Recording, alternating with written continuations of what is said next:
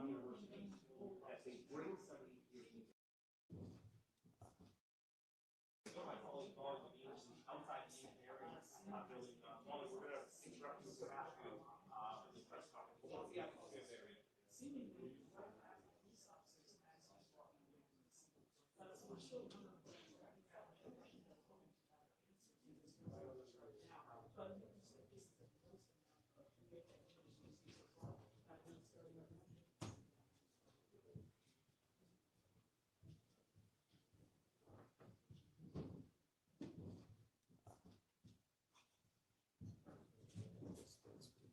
guys are gonna have to sort that out. Yes, sir.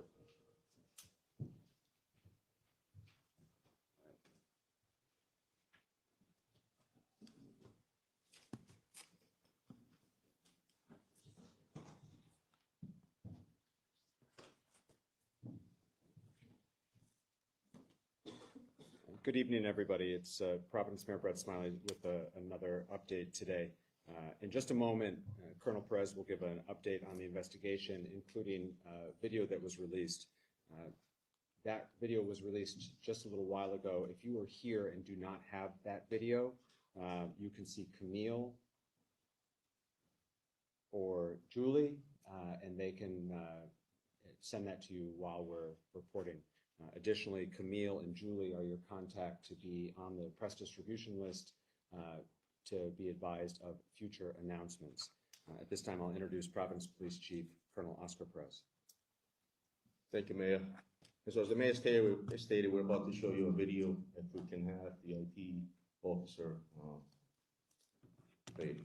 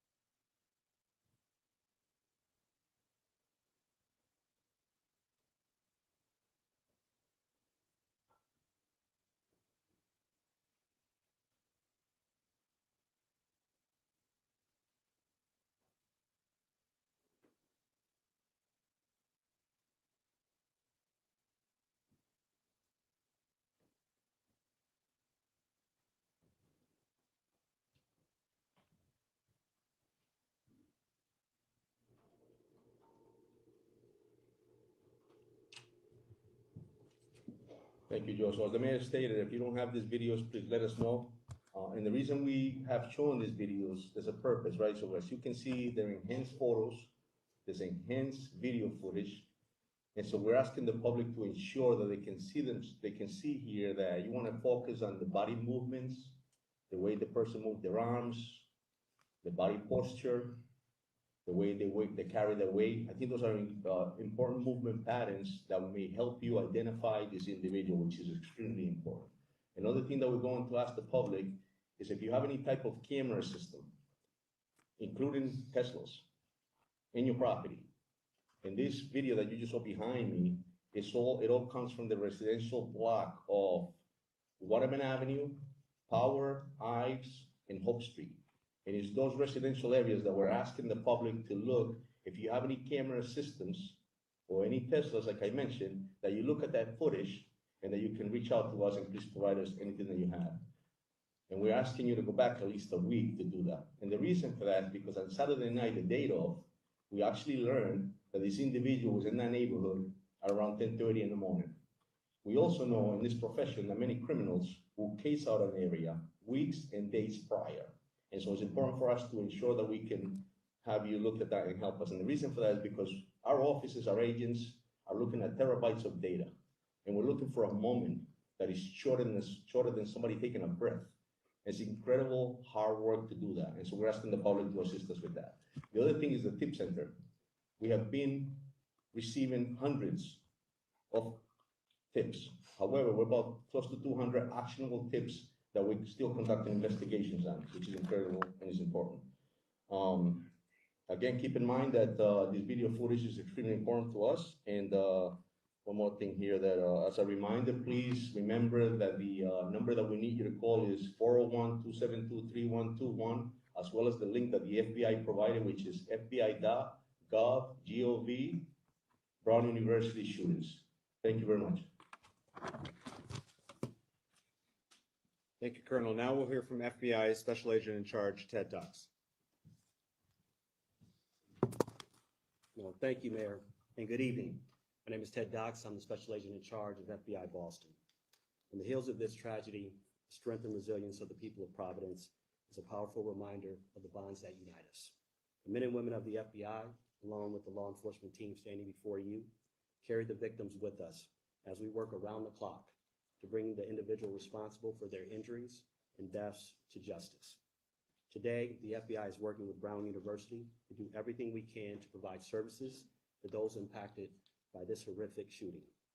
The FBI has almost 30 victim specialists, special agents, and analysts from all over the country who are here in Providence to support our survivors, the victims, and their loved ones. The FBI Victim Services Response Team is one of the many specialized FBI assets that have been deployed here to assist. The toll this type of tragedy takes on victims and their families is immeasurable, and we ask everyone to respect their privacy at this difficult time. Thank you. Thank you, Special Agent. Next, Attorney General Peter Nerona. Thank you, Mayor. I don't have a lot to add other than that from my perspective. I think the investigation in a case like this, which is a challenging one, is going really well. On the third floor of this building, there are dozens of agents, detectives led by Providence Police, prosecutors from my office, working to put together, and what you're seeing is just a portion of what they're working on right now. So they are literally, because I have seen at least part of it, the shift changes late at night. I think Rhode Islanders should take confidence in their work. They are veterans of what they do. They're smart, they're professional, and they're getting the resources from the mayor and the governor that they need, the state police as well, to get this job done, and I'm confident they're going to be able to do that. Just need a little bit of patience, as hard as it is to say that in this really horrible context. Thank you. Thank you, General. Governor Dan McKee for an update now. Thanks, Mayor. And right off the top, we're just making sure that the state is supporting Providence and Brown University, and then working with the FBI as well as our state police and the Attorney General to continue to provide information to the people in the state of Rhode Island. My information is that recently, today, we've met with all the university presidents in the state of Rhode Island. We know that we want to start a working group that will talk about enhancing the safety issues. And you'll see shortly that we'll be doing the same thing in terms of the mental health issues. And I think that's important as I'm out and about. We're hearing a great deal of anxiety coming from families and students and the general public. And that's one of the reasons why our state police has supported the Providence schools with presence as school begins and school ends, in support of the mayor and his efforts to support the schools. Thank you, Governor. We're also joined tonight by Brown University President Christina Paxson. Thank you, Mayor. I want to begin by thanking the many law enforcement agencies who continue to work around the clock on this case. It's very impressive. I also want to thank the mayor and the governor for their continued support. The primary point that I wanted to address before we get to questions is that Brown is deeply committed to the safety and security and well-being of our community. And I've been deeply saddened to see people questioning that. We understand that as time goes on, there is maybe a natural instinct to assign responsibility for a tragic event like this. Anxiety and fear is very natural, but the shooter is responsible. Horrific gun violence took the lives of these students and hospitalized others. And it's deeply sad and tragic that schools across the country are targets of violence. Brown is no exception. We are cooperating fully with law enforcement, and again, we thank the multiple agencies that have been working so hard day and night with increased patrols to keep our campus safe and to investigate this horrific shooting. Thank you. Thank you, President Paxson. I'll give a couple updates on behalf of the city, and then we'll take your questions. First, as has been discussed many times, we continue to have enhanced police presence throughout the city of Providence to help bolster the confidence and provide a sense of additional security to our residents. Today, we were aided by neighboring municipalities in Central Falls and North Providence with supplemental officers. We're grateful to our neighbors for sticking up and standing up with Providence. The state police continues to be an incredible partner, and I thank the governor and Colonel Weaver for their partnership. Providence Public Schools remain in session. Friday is the last day of school before winter break. Spent some time at our schools again today. As has been the case in the past, the schools in the area of Brown are having regular police presence, and because of the assistance of the Rhode Island State Police, we've been able to provide additional police presence and coverage to other schools in Providence. We thank them for that. When I was at one of our elementary schools this morning, the faculty were having a brief meeting before kids started to arrive, and in discussion with some of the teachers, I asked how they were doing, and one of the teachers said what I think a lot of us are feeling. She said, you know, it's hard, but I'm putting on a good face for the kids. We need to be here for them. And I think that's how a lot of our residents feel right now, which is that we are taking very tentative steps forward, but we're doing it for one another. And so I do want to thank our educators at this time. They're being asked to go to school right now. Our principals are asked to be going to school right now for the sake of the families and the kids.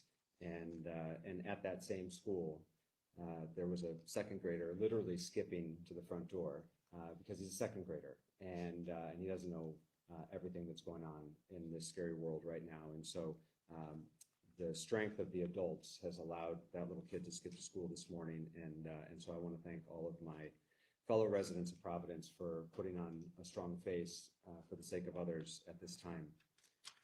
There were questions yesterday, and so I'll also just give a brief update on the health status of the survivors. If folks will recall, there had been 8 hospitalized. 1 has since been discharged. There had been 8 hospitalized. 1 has since been discharged. The 7 that remain in the hospital, 1 is in critical status, 5 in critical but stable status, although healthcare providers report that they are improving, and 1 in stable status. Those are the 7. 1 in critical, 5 in critical but stable, 1 in stable status, and 1 discharged since the last time we made comments about their safety and recovery from the podium. Now we'll open it up to questions.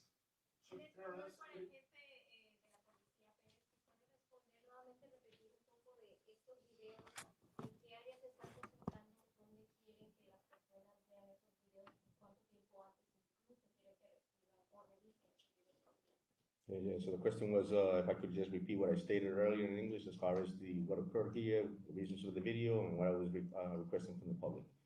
So, estamos pidiendo al público verdaderamente que el video lo que hicimos fue que lo aumentamos para que vean la manera en cómo camina la persona, cómo mueve sus brazos, los movimientos que tiene. Eso es muy importante para que de pronto nos ayuden a que ellos se identifiquen a esta persona, importantísimo.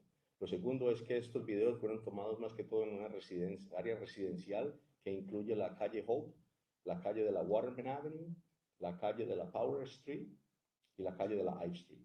Entonces es importantísimo, estamos pidiendo al público que identifique si tiene sistemas de cámaras, también como vehículos de los Tesla, que tiene ese tipo de data, para que nos lo mande a nosotros, importantísimo para nosotros verificarlo y que vayan una semana atrás del incidente. Porque hay una información que tenemos que esta persona a las 10 de la mañana del sábado fue vista.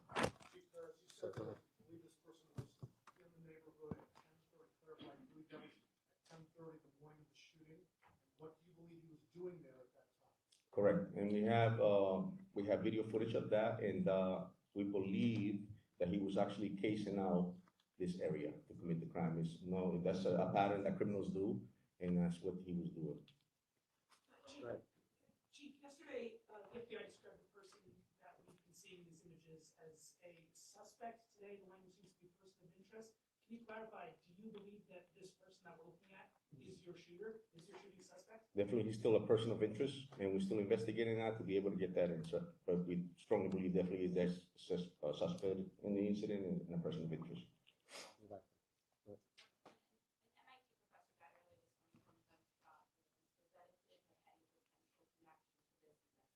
Now that we know of, no.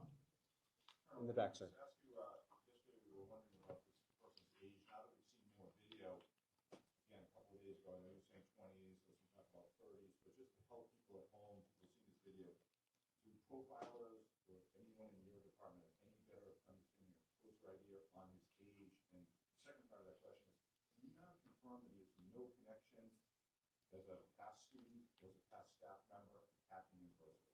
So the first question, I'll tell you that when it happened on Saturday night, obviously it was chaos, and there was a witness that stated that he might have been in his 30s.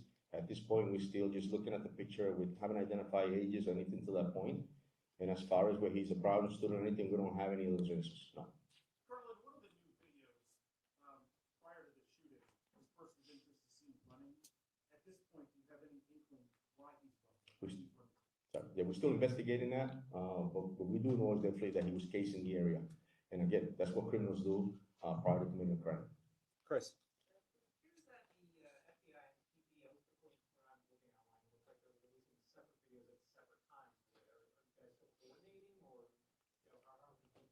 We are. You got to understand that there's a lot of people upstairs, as the general stated earlier, and we're trying to ensure that we do this right job and collect the evidence and that we need, and we want to make sure that everybody has especially you guys in the public. One thing I want to make sure that the community is safe, well-informed, and stay confident in the work that we're doing. So yes, there was a video that was released, but we also were working on another video, and the purpose of this press conference is to ensure that the public can see those videos showing movements, like I stated earlier, the way a person walks, the way they carry their weight. That's the importance. And so our video, the second video that we showed was the one that we needed to show the public. All right, please. In terms of cameras inside and outside the engineering building, are those working at all? And if so, why not release them for the video? So the video that we showed you came from inside the building, and that's all we had at the moment. That's all we have at this moment. Correct. Inside the engineering building though? I'm sorry. It's from the outside. I mean, I'm sorry. outside, so you have video from Yes. inside the engineering? Both building? inside and outside. I'm sorry, just outside. That's all we have, not inside. No, I'm sorry, just outside. That was released already. That was the outside of the building. We already released Yeah, that. let me just jump here and clarify, okay? So there is, for those of you who've been with us before, and I understand not all of you have been, there is video inside the building. There are cameras inside the building. What we have released to you are videos of this person of interest. So I want to be clear, because later on there may be other videos that get released in the course of a prosecution, likely will be at some point. They show things like chaos after the shooting. What they don't show is this person of interest. And so that's why we haven't released those videos, okay? What you do have are videos from a camera outside of the Brown building and other cameras from around the neighborhood that the good men and women in law enforcement located and have put together in this montage. And to your question, Chris, there are two versions of that video, but the bottom line is they, as I understand it, they depict the same thing. And number one, and number two, the agencies are working very, very well together, as I think the special agent in charge would agree. All right, so you've got a follow-up, and then we're going here. Just to clarify, there's no clear video of the suspect inside the engineering building. I just said that. That's correct. No, can I just ask as well, further to received. I've been here since Saturday speaking to people who are living in the residential buildings around and in the businesses, and many of the store clerks there have told me it wasn't until this morning that the police have actually come to ask them if they had anything that they could offer, any CCTV or any evidence that they could provide. Why has it taken 3 days for these people to have police come to them or ask them for assistance? As I stated earlier, it's a residential block that includes a lot of homes, a lot of different camera footage, and it takes a lot of work in the sense that there's a lot of terabytes that we're looking at in order to be able to analyze it, pull what we need, and sometimes it's just a moment that we need, and it's shorter than somebody taking a breath, so it takes a lot of work. And then so once that leads us to a next location, and so we move strategically, we have to pull the video, download it, analyze it, investigate it, and then move forward. It takes time. Yeah, I just want to jump in there too, because I think, I want to clarify in a sense what the chief is saying. Is that you start in the grid, in the first instance, it's closest to ground. It takes a lot of work to canvass that area, and then you build out as you learn more about the path of travel. So it's entirely possible that tomorrow we'll be canvassing places that we haven't canvassed yet, because we're working out with the resources that we have. Dan, go ahead.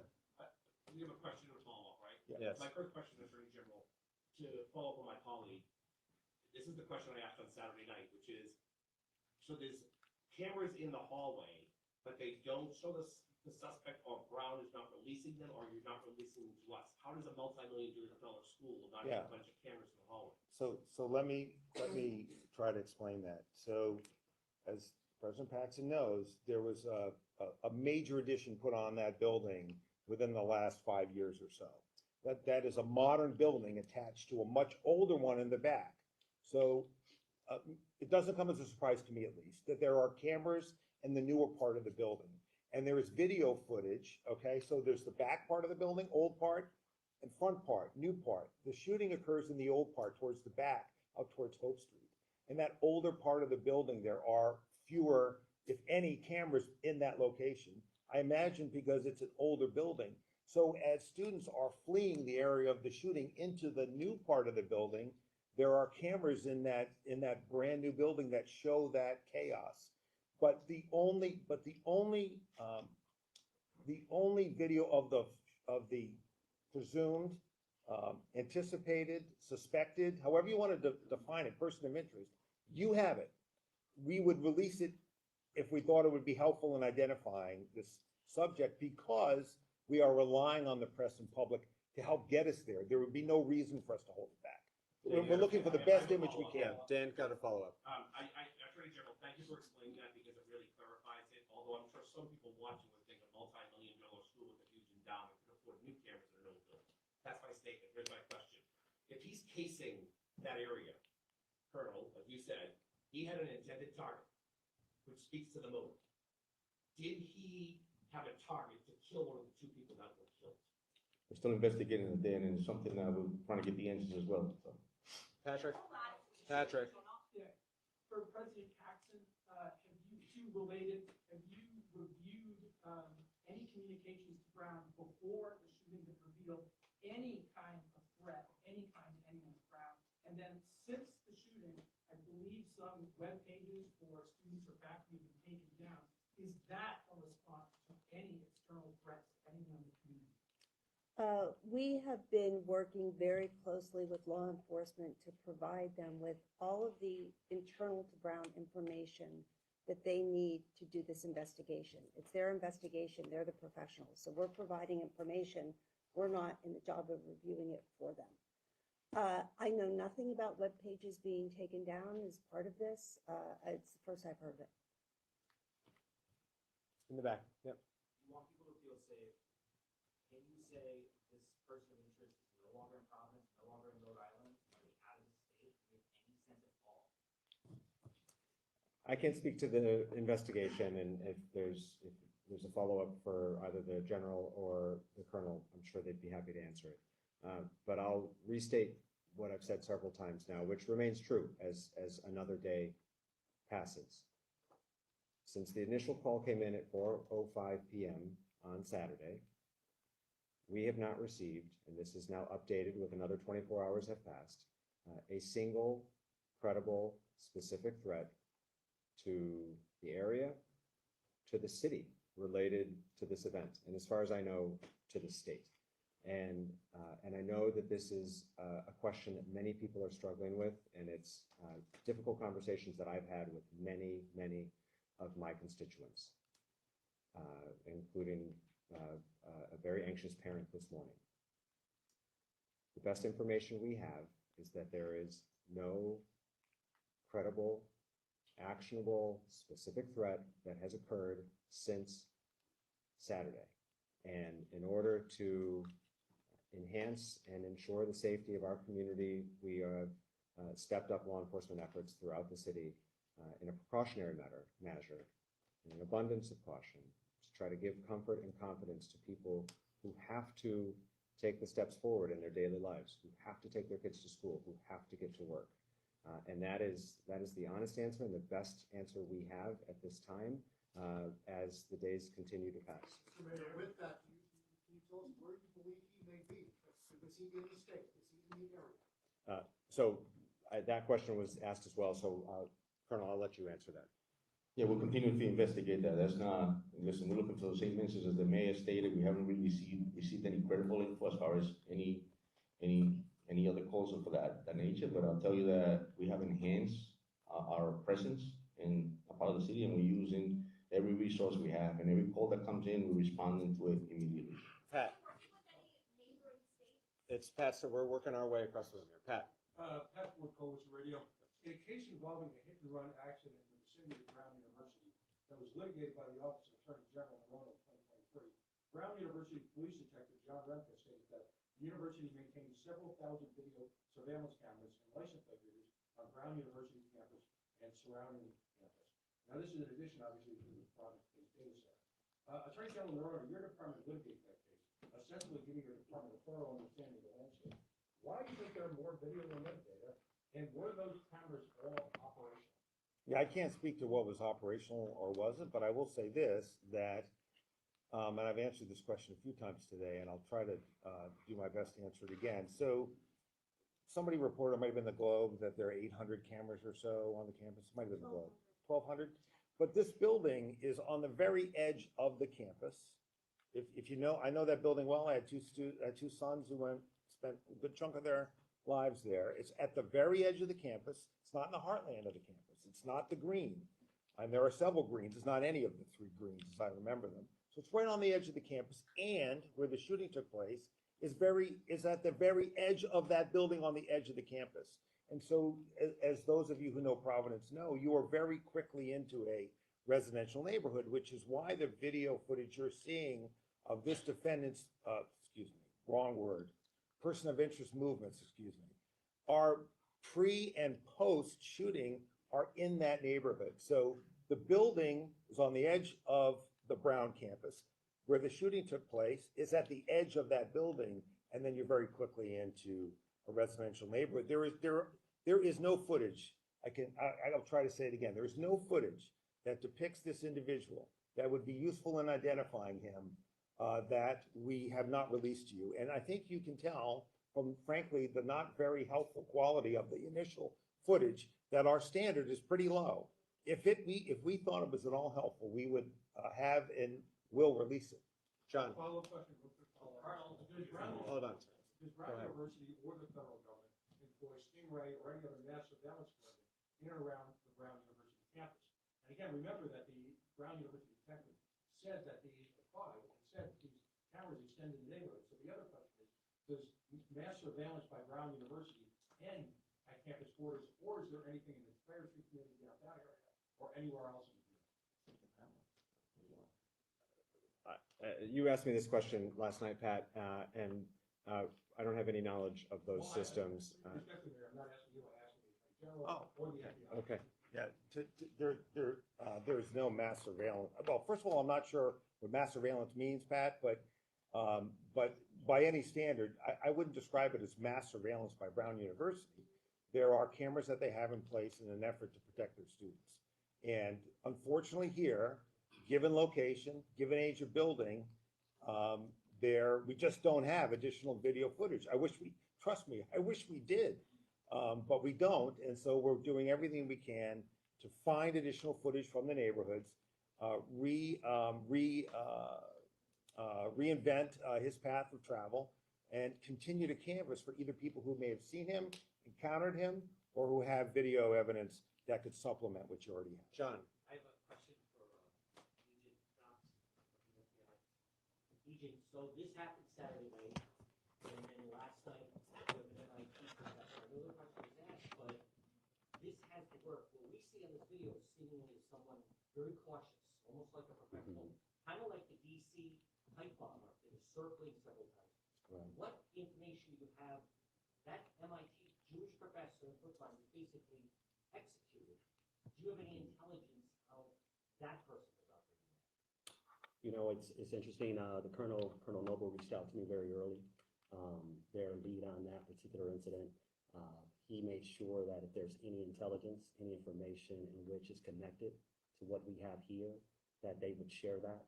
At this time, there seems to be no connection as it relates to that particular incident.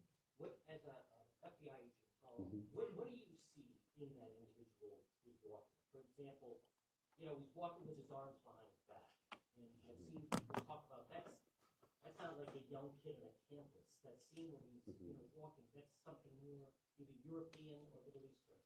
What do you see so far in this video that we see of the system or the person of interest? You know, I think the Colonel articulated in a sense what they see. I'd say from an FBI perspective, we have individuals that can hypothesize on that, our behavioral analysis unit, and those type of individuals. I will say I would be, I think, getting a little ahead of things if I give you kind of an inference of what I see in that particular behavior. It can mean a lot of things, to be truly transparent with you, and to get into the mind of an individual that would commit such a heinous act. That's a place in which I don't want to go right now. I'm not sure what was going on in that particular individual's head at that But time. you would agree, John, that's it. this individual seems very powerful. Brian in the back.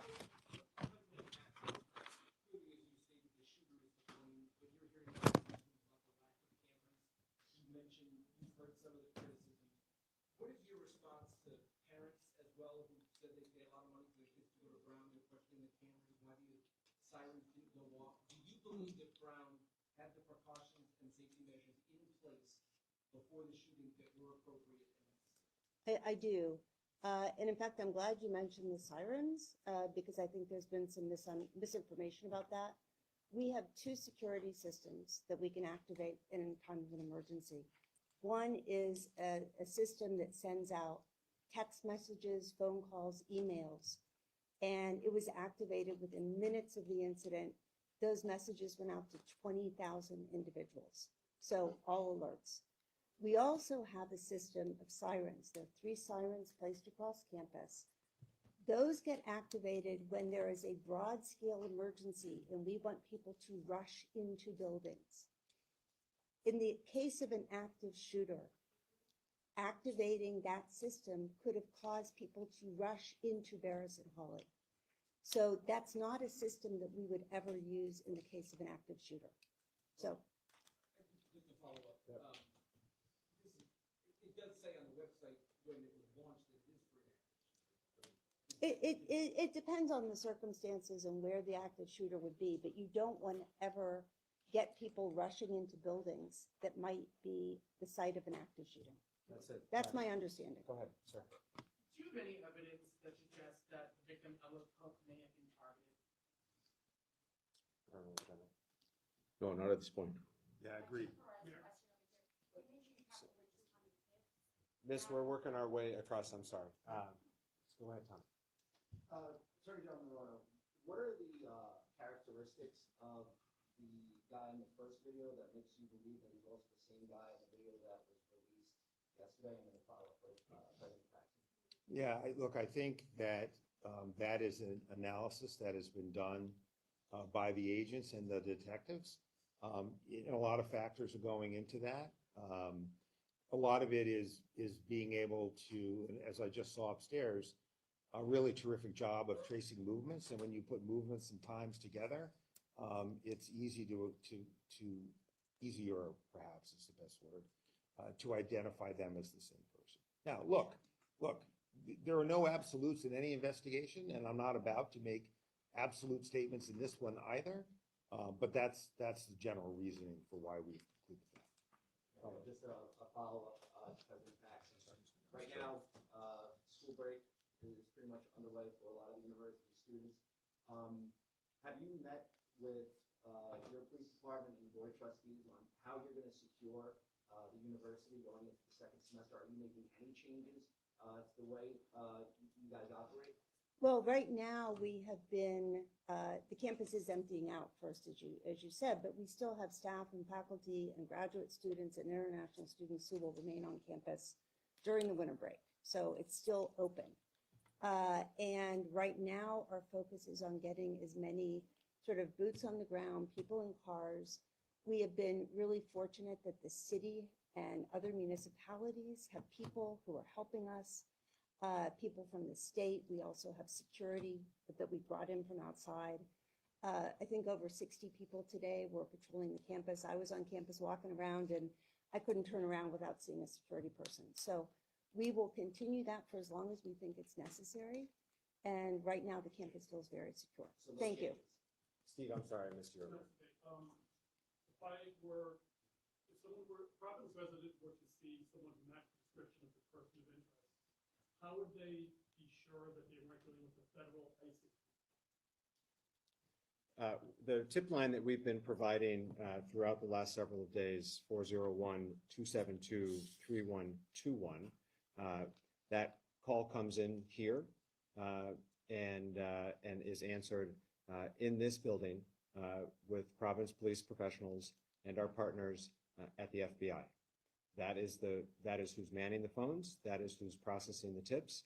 And we are encouraging anybody who has relevant information to please use that tip line. And they should know that that's who's on the other end of the phone. And again, if you have relevant information or information that you think might help us with this investigation, we encourage you to call. Are there anything that can be differentiated between this person and an ICE agent who would be not stuck walking through town and not be approached by police in the same way this person was? Again, we've worked really hard to build the trust of our community here in Providence, and I'm telling you that phone number, 401-272-3121, rings in this building and is answered by Providence Police and/or FBI. Those are the agencies that are processing, running down, and investigating any relevant information, and we urge folks, if you have relevant information, to please use that phone number. Luke? The Colonel, do you have any indication as to whether all the interviews of the students in the classroom are completed? Is there any through line that you glean from those interviews? We're still conducting those interviews as we speak. Go ahead, please.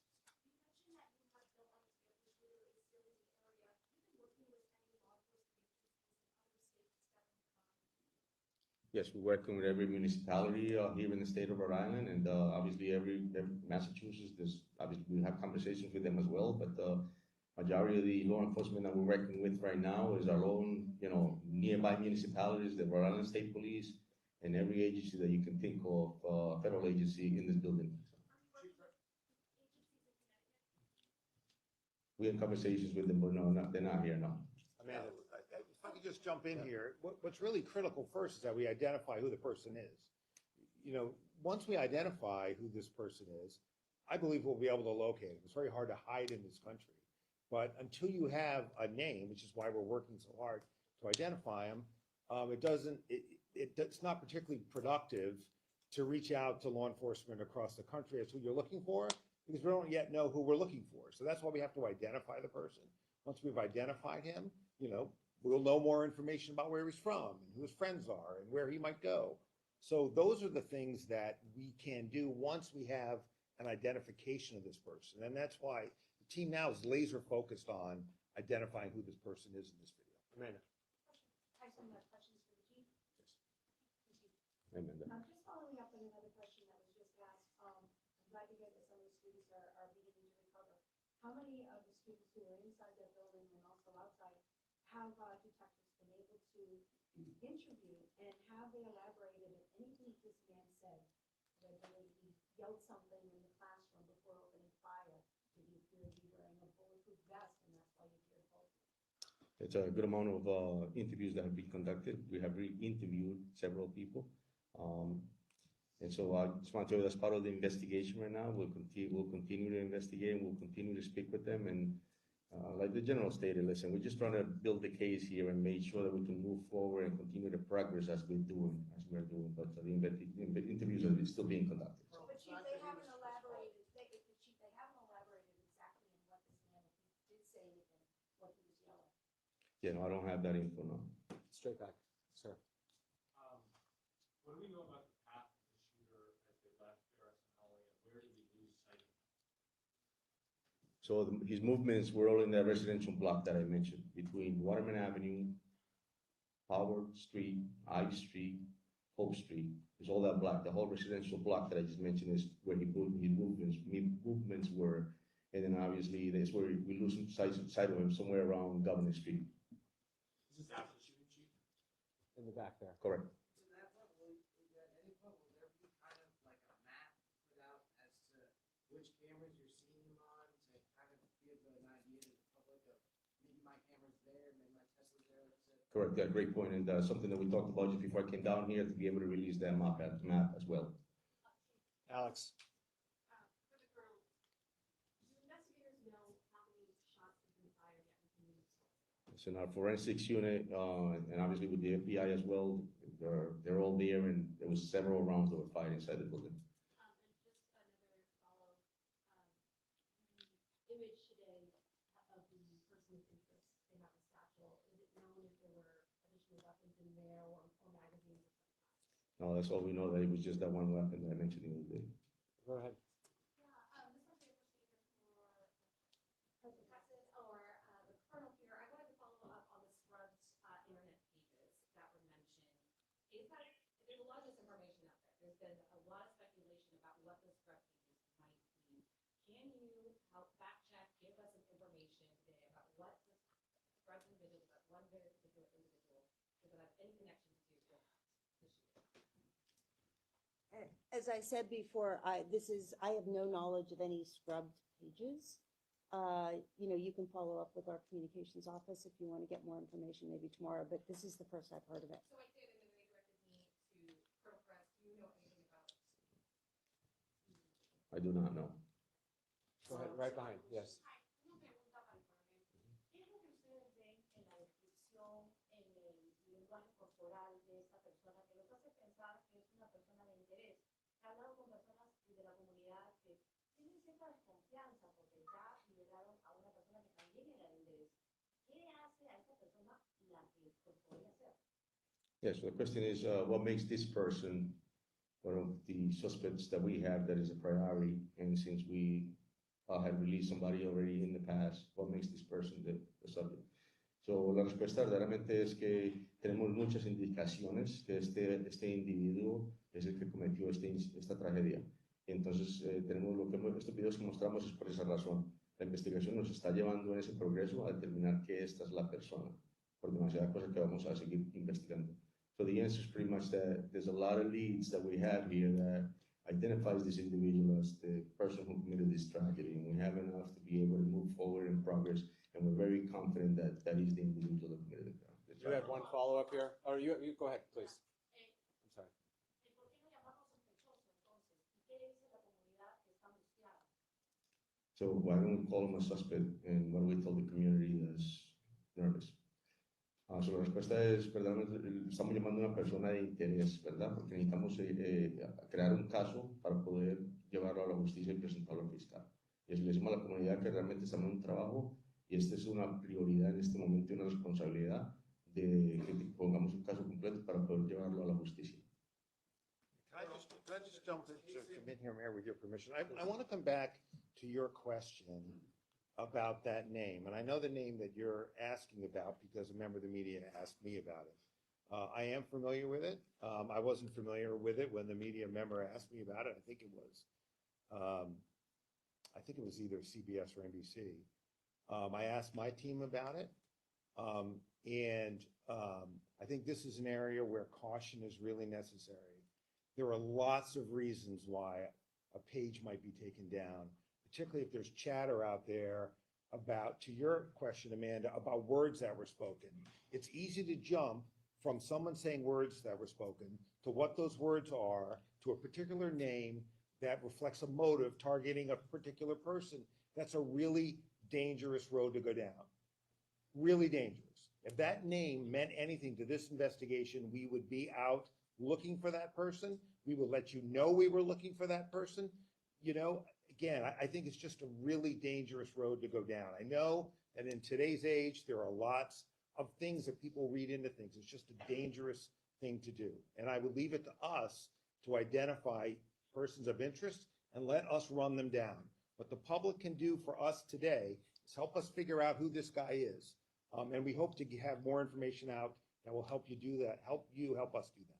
You have a follow-up here. I do. Yeah. Very, very quickly. It was my further to my colleague's question that you answered most of it, but just in regards to the rumors that are circulating as well about the motive here, do you have any information regarding the rumors that a particular professor was being targeted? Yeah, there's no information that the investigative team has about motive.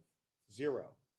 There's nothing about, even if taking at face value what one or two witnesses may have said about what something was said, okay, and there are many witnesses that say nothing was said, there's nothing about what we know was perhaps said that indicates any kind of motive that is related at all to ethnicity or political outlook or culture. There's nothing at all that we know right now about that. And I think that is a dangerous road to go down, particularly in today's environment. Patrick has a follow-up. Is the fact that the satchel is in some videos and not in others, and his disappearance around Governor, either indicate that there's a vehicle involved or one of the houses involved, he picks up the satchel or gets off the satchel? What does that tell us, the fact that he disappears if there's a vehicle? So the actions of a criminal, pretty much. I'll tell you that's, you're right. And that's something that we're looking at. As you can see in the video, the satchel's on, sometimes it's not on. He has a heavy coat on. He has something in front of his abdomen. He could have hit the satchel and something in instances that we have. We'll continue to investigate. It's complex. But we'll continue to investigate as we go Chris along. has got a follow-up. Chris has got a follow-up. Chris has got a follow-up. Are you assuming, like it moves to me after 4 days, the suspect had taken his own life, so he was back home. Are you assuming right now that when you're showing the videos that this is the suspect after 74 hours is still alive? Or do you have dogs and, thermal imaging from helicopters over there that are looking for a person that's taken their own life? Yeah, we're using a lot of resources. As soon as we get a lead, we continue to follow through with it. An investigation, I mentioned the other day, they start here, then they lead in a different direction. So we're there. Yes, you're right. We use dogs. Yes, if we have a lead on something and we think that we need to go back and search it again, we need to re-interview, we're doing all that. Chris, you've got the last question. Go.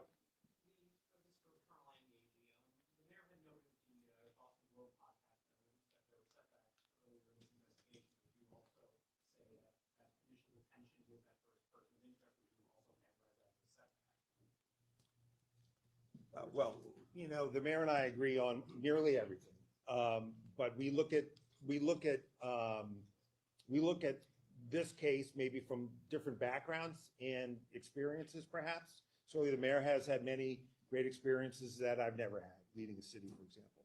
Well, I would not characterize it as a setback. The way I would characterize it is, it was a lead that had to be run to ground. And the person, as that lead was run to ground, there was an initial period where that lead looked very promising.